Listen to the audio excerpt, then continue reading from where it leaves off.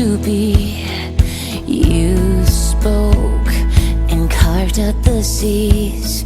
You stretched out the heavens, holding the stars in their place.